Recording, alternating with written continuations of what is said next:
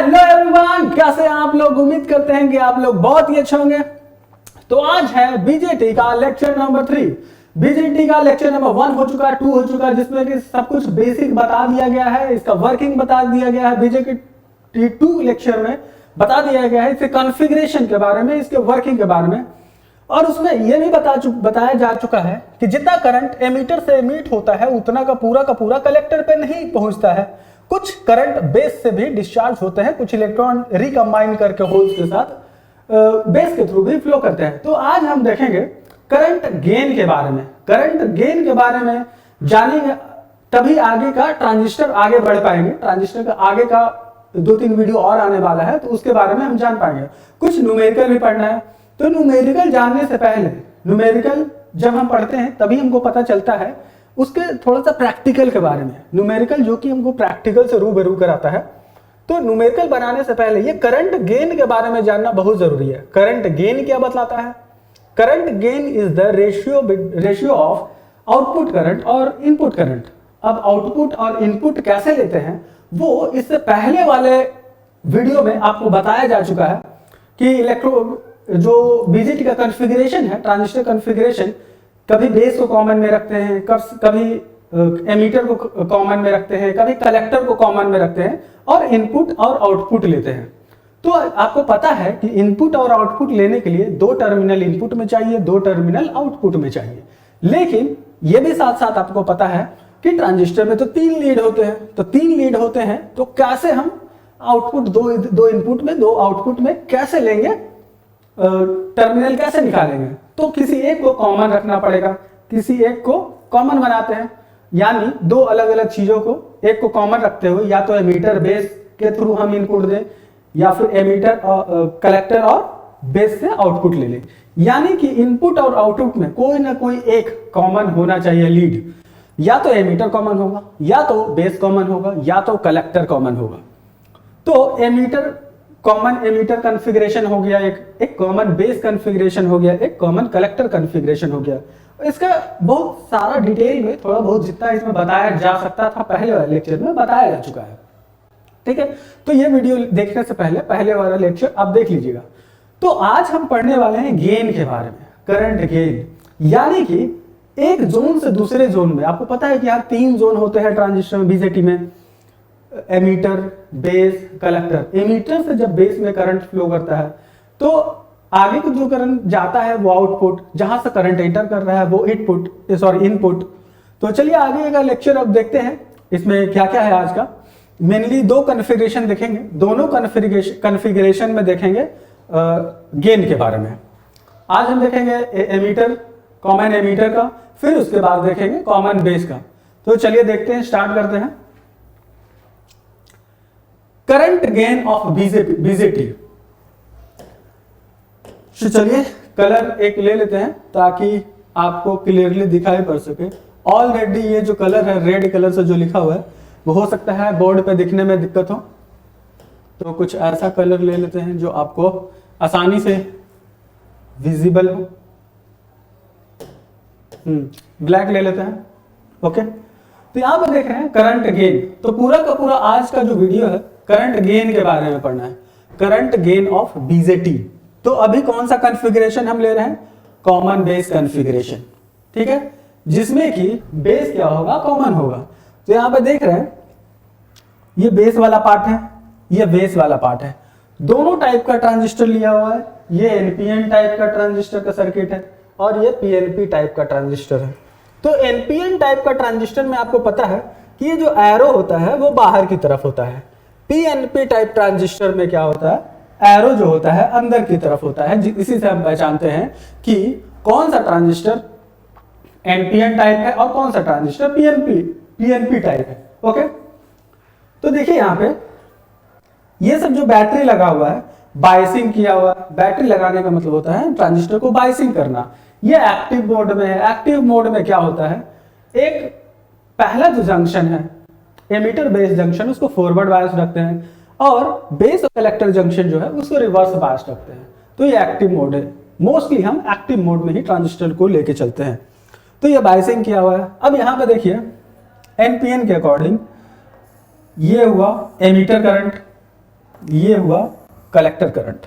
PNP के according ये हुआ एमीटर करंट पीएनपी में, और ये हुआ collector current.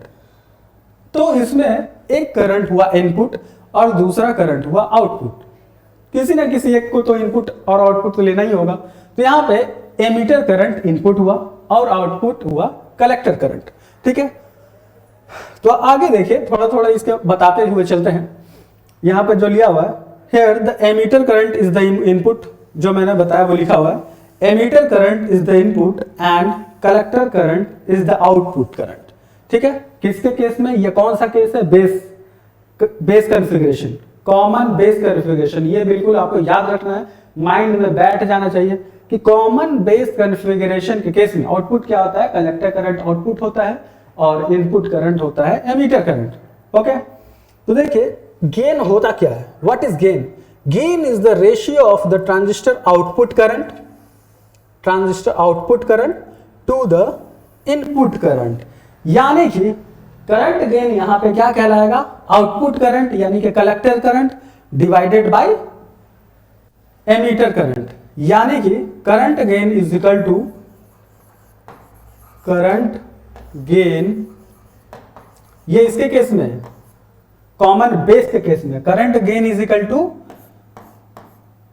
Collector current by emitter current. ये हुआ रेशियो, किसका रेशियो, कलेक्टर करंट और एमीटर करंट का ratio of emitter current is to collector current is to emitter current. ये हुआ करंट गेन, किसके केस में, कॉमन बेस कॉन्फ़िगरेशन के केस में। ये बिल्कुल माइंड में बैठ जाना चाहिए। अब आगे देखते हैं, करंट गेन को बोल तो दिया, लेकिन इसको डिनोट किससे करेंगे, इसको डिनोट करेंगे अल्फा से। ठीक है, तो चलिए हम देखते हैं, since the input current and output current may be इधर डायरेक्ट और अल्टरनेटिंग करंट। यहां पे दो टर्म आपको देखने को मिल रहा है। जो इनपुट करंट होगा वो या तो डीसी के फॉर्म में भी हो सकता है, इनपुट या आउटपुट, या तो डीसी के फॉर्म में भी हो सकता है या तो एसी के फॉर्म में भी। तो ये डायरेक्ट करंट भी हो सकता है और अल्टरनेटिंग करंट भी हो सकता है। डीसी करंट क्या होता है, जिसमें कि कोई चेंजेस ना आए, कोई वेरिएशन नहीं आए उसके वैल्यू में, उसके मैग्नीट्यूड में। और अल्टरनेटिंग करंट क्या होता है, जिसके करंट के मैग्नीट्यूड में यानी वैल्यूज में चेंजेस आए। ठीक है, तो पहला दो टाइप का होगा। माइंड में आपको यह बैठा लेना है कि इनपुट आउटपुट कुछ भी हो सकता है, या तो डीसी हो सकता है या तो एसी हो सकता है। तो उसी एसी और डीसी को नजर रखते हुए इसको दो भाग में बांटा गया है। करंट को क्या सिंबल होता है, इसको कैसे डिनोट करते हैं, ये बिल्कुल बारीक चीज है, बिल्कुल ध्यान देना है इसको। ठीक है, तो common base DC current, DC current के केस में बात हो रहा है, तो इसका तो कॉमन बेस कॉन्फ़िगरेशन लिया हुआ है। ठीक है, कौन सा कॉन्फ़िगरेशन है, कॉमन बेस। ठीक है, अभी डीसी इनपुट डीसी आउटपुट की बात कर रहे हैं, इसीलिए इसको क्या बोल रहे हैं, डीसी करंट गेन। ये बिल्कुल याद हो जाना चाहिए, डीसी करंट गेन, जिसको क्या से डिनोट करते हैं, अल्फा से। ये क्या है, अल्फा है, अल्फा। ठीक है, डीसी के केस में करंट गेन को डिनोट करते हैं अल्फा से, ये बिल्कुल माइंड में बैठ जाना चाहिए। और कॉन्फ़िगरेशन कौन सा होगा, कॉमन बेस कॉन्फ़िगरेशन। ओके, तो यहां पे देखिए अल्फा इज इक्वल टू, ये अल्फा है, alpha is equal to IC यानी collector current by emitter current. Okay, तो ये क्या हुआ, करंट गेन, किसके केस में, कॉमन बेस कॉन्फ़िगरेशन के केस में, collector current divided by emitter current. ये कौन सा हुआ, DC current gain, DC current gain. ठीक है, इसको हम डीसी करंट गेन को कैसे कैसे डिनोट कर सकते हैं, सबसे पहले अल्फा तो पता चल गया कि अल्फा से डिनोट कर सकते हैं, फिर इसको डिनोट करते हैं अल्फा डीसी से। ठीक है, ये देख रहे हैं यहां अल्फा डीसी, और डीसी कैसे लिखा हुआ है, कैपिटल में लिखा हुआ है, जो कि इंपॉर्टेंट है, आपको याद रखना है। और क्या से डिनोट करते हैं, एच एफ बी से। ठीक है, दूसरा एच, स्मॉल एच, और उसके सबस्क्रिप्ट में जो लिखेंगे यानी नीचे में लिखेंगे एफ बी। ठीक है, एफ बी, इसको ऐसे डिनोट करते हैं। ठीक है, पहला कैसे कैसे डिनोट करते हैं इसको, अल्फा से डीसी करंट गेन को, फिर अल्फा डीसी से, फिर स्मॉल एच एफ बी से डिनोट करते हैं। ये बिल्कुल माइंड में बैठ जाना चाहिए, आपको याद हो जाना चाहिए। डीसी करंट गेन को 3 तरीके से डिनोट करते हैं। पहला अल्फा, दूसरा अल्फा डीसी, तीसरा HFB। जो सब स्क्रिप्ट में हम जो लिखते हैं डीसी या HFB वो कैपिटल लेटर होगा, ठीक है। अब दूसरा तरीका, मतलब उसी का दूसरा पार्ट, जब एसी में इनपुट होगा, एसी के फॉर्म में इनपुट होगा, आउटपुट होगा, तब क्या, यहां पे एसी का मतलब क्या है, variation in input current and variation in output current. वही सेम चीज है, कॉमन बेस है, कॉमन बेस कॉन्फ़िगरेशन है, बस इसका नाम अलग हो गया है एसी करंट गेन, क्योंकि यहां पे emitter current, emitter output current और इनपुट करंट में वेरिएशंस है। इसको किससे डिनोट करते हैं, अल्फा नॉट से। किससे डिनोट करते हैं, अल्फा नॉट से। ये बिल्कुल माइंड में आपके बैठ जाना चाहिए कि एसी करंट गेन को अल्फा नॉट से डिनोट करना चाहिए। कौन से कॉन्फ़िगरेशन के केस में, बेस कॉन्फ़िगरेशन के केस में। ओके, तो बेस कॉन्फ़िगरेशन के केस में करंट गेन को, एसी करंट गेन को अल्फा नॉट से डिनोट करते हैं, और दूसरा अल्फा एसी से, स्मॉल एसी, ठीक है, अल्फा एसी और HFB जो कि स्मॉल में होगा, FB। तो ये 3 तरीका है करंट गेन को डिनोट करने का, ठीक है। तो यहां पर देखिए, it is defined as the ratio of small change. तो मैंने आपको बताया था एसी का केस है तो चेंज की बात तो होगी। Small change in collector current, change को कैसे डिनोट करते हैं, चेंज को डेल्टा से, इसीलिए यहां डेल्टा लिखा गया है, डेल्टा आईसी, यानी change in delta current to the small change in emitter current. Change को कैसे डिनोट करते हैं, डेल्टा से, तो डेल्टा आई लिखा गया है। For the constant collector to base voltage VCB, ये जो वेरिएशन होता है change in collector current to change in emitter current, ये चेंज क्यों होता है, इस वोल्टेज को कांस्टेंट रखने के लिए, VCB को कांस्टेंट रखने के लिए, ठीक है। तो यहां पे alpha naught is equal to delta IC by delta I, वही सेम चीज है, बस इसमें डेल्टा लगाया हुआ है। डेल्टा क्यों लगाया हुआ है, वो चेंजेस को शो करने के लिए। डेल्टा हमेशा ही चेंज को डिनोट करता है। तो alpha naught is equal to delta IC यानी change in collector current divided by delta IE यानी change in emitter current. Okay, तो कैसे कैसे डिनोट करते हैं एसी करंट गेन को, अल्फा नॉट से, HFB से, FB जो कैपिटल लेटर में होगा, और अल्फा DC से, सॉरी AC से, अल्फा AC से, ठीक है। तो याद हो गया होगा, ये उम्मीद करते हैं कि ये समझ में आ गया होगा, और ये बिल्कुल याद हो जाना चाहिए क्योंकि आगे न्यूमेरिकल में यही सब काम आने वाला है। ओके, तो in term alpha naught is also called common base short circuit current gain. इसको और क्या नाम से बोलते हैं, common base short circuit gain, या फिर स्मॉल सिग्नल करंट गेन। ये सारे टाइप का जो नाम है ना, ये बिल्कुल माइंड में बैठ जाना चाहिए, क्योंकि आगे कहीं ना कहीं ट्रांजिस्टर से रिलेटेड आगे कोई भी डिवाइस के बारे में पढ़ेंगे तो वहां ये आने ही वाला है, ठीक है। तो ये नाम भी आपके माइंड में बैठ जाना चाहिए, common base short circuit current gain, AC के केस में बोलते हैं, फिर स्मॉल सिग्नल करंट गेन भी इसी को बोलते हैं, ठीक है, यानी कि अल्फा नॉट को delta IC by delta IE, ठीक है। आगे चलते हैं, आगे है दूसरा केस, यानी कि दूसरा कॉन्फ़िगरेशन। अभी जितना भी पहले मैंने बताया वो कौन सा कॉन्फ़िगरेशन था, कॉमन बेस कॉन्फ़िगरेशन था। अभी कौन सा कॉन्फ़िगरेशन लिया गया है, अभी लिया गया है कॉमन एमीटर कॉन्फ़िगरेशन, ठीक है। कॉमन एमीटर कॉन्फ़िगरेशन में क्या होगा, कॉमन में होगा एमीटर वाला लीड, ठीक है। तो ये ट्रांजिस्टर का सिंबल है, NPN ट्रांजिस्टर है, और ये PNP ट्रांजिस्टर है। NPNP ट्रांजिस्टर कैसे बोलेंगे इसको, ये जो एरो का सिंबल लगा हुआ है यहाँ पे, एरो अंदर की तरफ है तो ये NPN ट्रांजिस्टर, और यहाँ पे एरो का सिंबल बाहर की तरफ है, ठीक है। तो ये कॉमन कौन सा कॉन्फ़िगरेशन लिया हुआ है, कॉमन एमीटर कॉन्फ़िगरेशन, ठीक है। यहां थोड़ा उल्टा किया हुआ है, ठीक है, ये PNP और वो NPN होगा, ठीक है, उल्टा लिखा हुआ है। तो यहां पे देखिए आउटपुट में कलेक्टर करंट, ठीक है, इनपुट में बेस करंट, ठीक है, इनपुट में बेस करंट और आउटपुट में कलेक्टर करंट, ठीक है, वही सेम चीज है, सेम, बस यहां पे आउटपुट करंट और इनपुट करंट में चेंजेस आया है, ठीक है। तो आपको याद रखना है आउटपुट में कौन सा करंट है, कलेक्टर करंट जो लोड में जाता है, और इनपुट में कौन सा है, बेस करंट, ठीक है। तो कॉमन एमीटर के केस में ये चेंजेस, कॉमन एमीटर में क्या है, कलेक्टर करंट आउटपुट में और इनपुट में बेस करंट। तो यहां पे जो आउटपुट करंट और इनपुट करंट का जो रेशियो होगा वो रेशियो यहां पे कहलाएगा गेन, करंट गेन।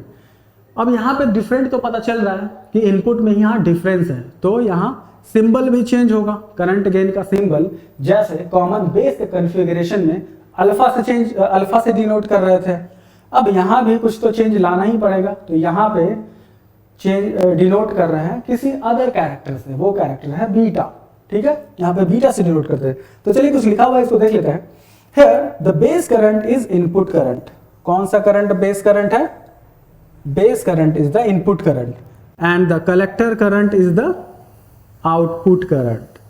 यहां पे क्या है, कलेक्टर करंट क्या है, आउटपुट करंट, कलेक्टर करंट क्या है, आउटपुट करंट, ठीक है, जो कि लोड में जाता है। द करंट गेन, यहां दूसरा पॉइंट है, the current gain of a transistor in common emitter के केस में the ratio of collector current to the base current, ठीक है। तो करंट गेन इसके केस में क्या कहला रहा है, current gain is equal to collector current divided by base current, ठीक है। तो कलेक्टर करंट यानी आउटपुट बाय इनपुट यानी collector current by base current, यहां पे क्या है, करंट गेन, ठीक है। एक लाइन और है यहां पे important, since the base current and collector current may be direct, वही से डायरेक्ट एंड अल्टरनेटिंग। जो कलेक्टर करंट है और बेस करंट है, जो इनपुट करंट आउटपुट करंट है, वो डीसी के केस में भी हो सकता है, यानी डायरेक्ट करंट भी हो सकता है, और दूसरा हो सकता है अल्टरनेटिंग भी हो सकता है, ठीक है। तो यहाँ टू टाइप का करंट गेन डिफाइन होगा, एक डीसी करंट गेन और दूसरा एसी करंट गेन, ठीक है। यहां तक समझ में आ गया, वही सेम चीज है जो कि कॉन्फ़िगरेशन में बताया गया था, कॉमन बेस कॉन्फ़िगरेशन में, वही चीज यहां पे बता रहे हैं कॉमन एमीटर के केस में, ठीक है। बस कॉमन एमीटर में क्या चेंजेस आया है, कॉमन एमीटर कर देने की वजह से बेस करंट इनपुट में हो गया है, ठीक है। अब बात करते हैं इसको डिनोट कैसे करेंगे।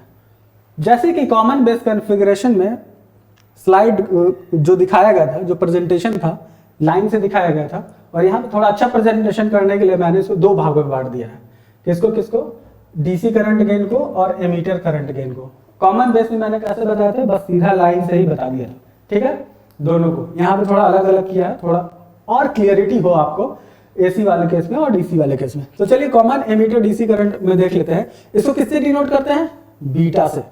किससे डिनोट करते हैं, बीटा से डिनोट करते हैं, ठीक है। It is defined as the ratio of collector current to the base current, यानी कि beta is equal to collector current by base current, ठीक है। ये हुआ बीटा, यानी कि करंट गेन किस केस में, in the case of common ammeter, ठीक है।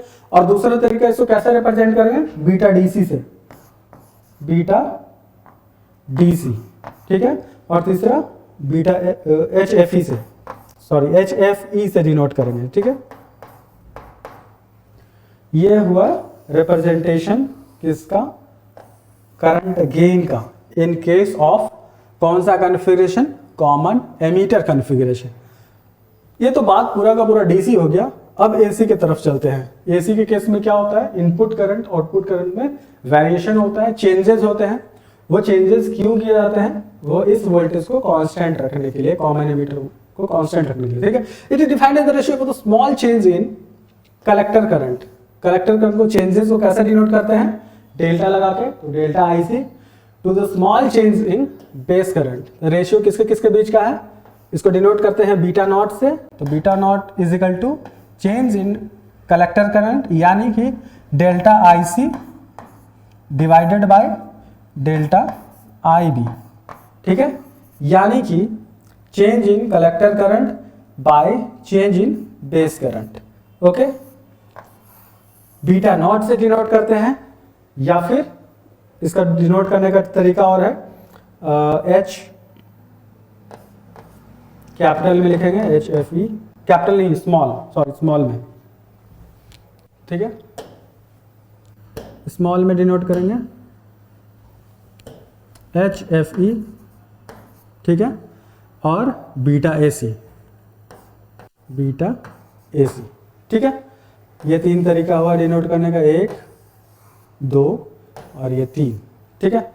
The term beta naught is also called common ammeter short circuit, ठीक है, इसका दूसरा नाम और क्या है, कॉमन एमीटर शॉर्ट सर्किट। ये सब नाम भी आपके माइंड में बैठ जाना चाहिए, क्योंकि आगे जब एम्पलीफायर पढ़ेंगे, कुछ भी पढ़ेंगे जो ट्रांजिस्टर से बना होता है, यूज होता है उसमें ट्रांजिस्टर का, तो उसका भी इस नाम का भी जरूरत पड़ेगा, सर्किट करंट गेन या फिर small signal common ammeter current gain, ठीक है।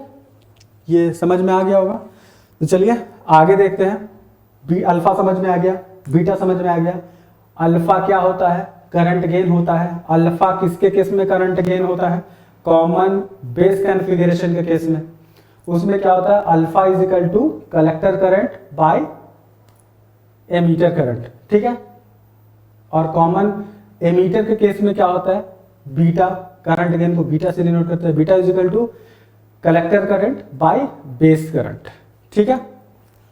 अब आगे देखिए, ये अल्फा बीटा करंट गेन ये क्या बताता है, ये बस फैक्टर है, एक फैक्टर है जो ये बतलाता है कि कितना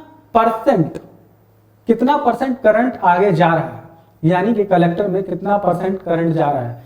इसका वैल्यू पॉइंट्स में होते हैं, तो आप उसको परसेंटेज में कन्वर्ट करके आप ये निकाल सकते हैं कि कितना परसेंट करंट आगे की तरफ, लोड की तरफ जा रहा है, ठीक है। तो चलिए अब यहां पे देख लेते हैं relation between current gain alpha and beta. तो करंट गेन आपको पता चल गया कि करंट गेन एक अल्फा होता है, collector current by base current, किसके केस में, कॉमन बेस के केस में। एक होता है बीटा करंट गेन, जो किसके केस में होता है, कॉमन एमीटर के केस में, collector current by base current. तो सबसे पहले अल्फा बीटा को लिख लेते हैं, इसमें रिलेशन बहुत इंपॉर्टेंट है आपको जानना, ठीक है। तो हम जानते हैं कि अल्फा इज इक्वल टू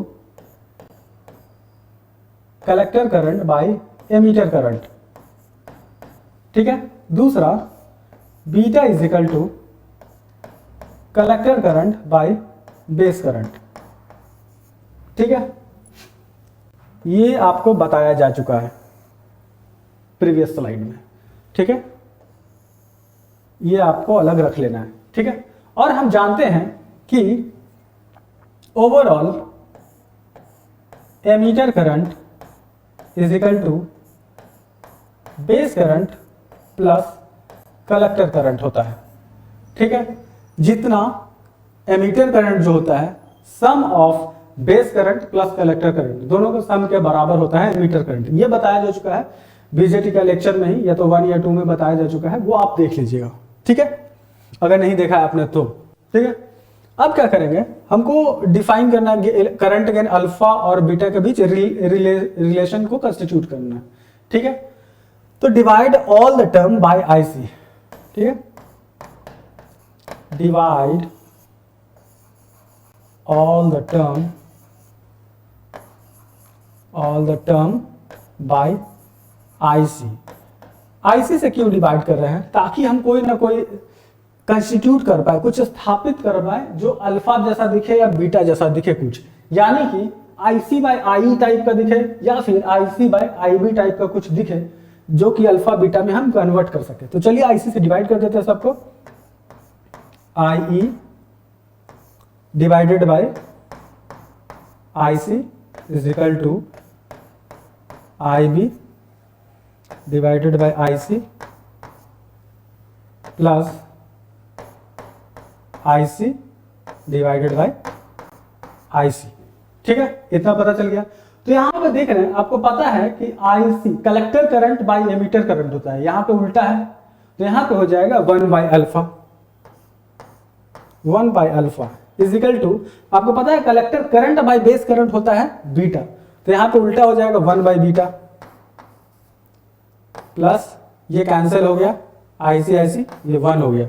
ठीक है, तो अब यहां से हम निकाल सकते हैं alpha, 1 by alpha is equal to beta 1 plus beta. ठीक है, तो अल्फा यहां से निकालते हैं, तो अल्फा इज इक्वल टू हो जाएगा, alpha is equal to beta by 1 plus beta. ठीक है, तो ये आ गया आपका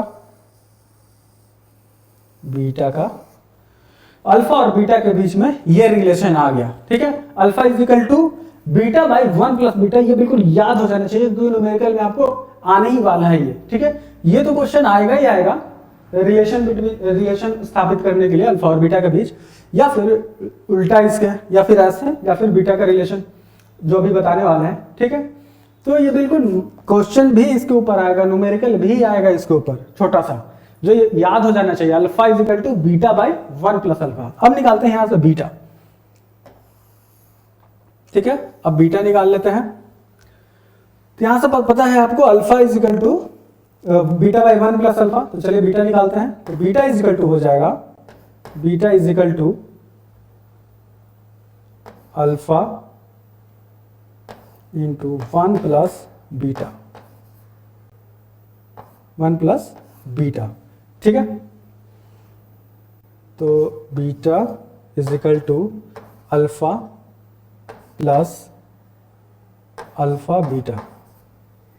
ठीक है, ये मल्टीप्लाई हो गया अल्फा बीटा, हमको निकालना बीटा है, तो अल्फा को कॉमन ले लेते हैं, यहां से अल्फा को कॉमन ले लेते हैं, तो 1 प्लस अल्फा को कॉमन ले लिए, निकालना क्या, बीटा निकालना है, तो बीटा को इस साइड लाना होगा। ठीक है, तो इसको डिलीट करके अल्फा नहीं निकालना है, बीटा निकालना है। ठीक है, तो बीटा निकालना है, तो अल्फा माइनस बीटा को इस साइड ले आते हैं,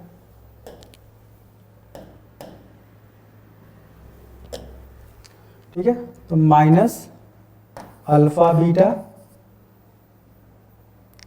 इज इक्वल टू अल्फा। ठीक है, अल्फा बीटा को इस साइड ले आए, अब यहां से निकाल लेते हैं कॉमन बीटा को, बीटा निकालना है, 1 माइनस अल्फा हो गया इज इक्वल टू अल्फा। ठीक है, अब बीटा निकालना है, 1 माइनस अल्फा उधर चला जाएगा तो नीचे में चला जाएगा, तो beta is equal to alpha by 1 minus alpha. ठीक है, ये निकल के आ गया, तो ये बहुत ही इंपॉर्टेंट है, दोनों आपको बिल्कुल याद हो जाना चाहिए। ठीक है,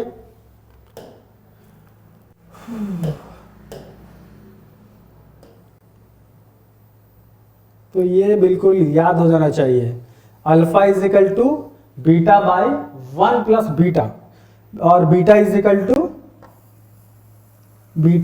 to alpha by 1 minus alpha. ठीक है, तो ये समझ में आ गया होगा, ये कॉपी पे आपको नोट कर लेना है, और इसके बाद इसके ऊपर न्यूमेरिकल भी है, तो आपको एकदम माइंड में बैठा लेना है, alpha is equal to 1 plus beta, alpha is equal to 1 plus beta, और beta is equal to alpha by 1 minus alpha. याद होना ही चाहिए, क्योंकि बार बार जब न्यूमेरिकल बनाने बैठेंगे तो डिराइव तो नहीं करने बैठेंगे ना, alpha is equal to beta by 1 plus alpha, तो भी बिल्कुल डायरेक्टली आपको याद कर लेना है। ठीक है, beta is equal to 1 minus alpha. ठीक है, तो आगे, तो आज के लिए लेक्चर यहीं तक, तो उम्मीद करते हैं कि आज का सेशन आपको पसंद आया होगा, तो आगे भी बीजेटी और भी बाकी है, आगे न्यूमेरिकल लेके आएंगे, तो आज के लिए बस इतना ही, थैंक यू वेरी मच।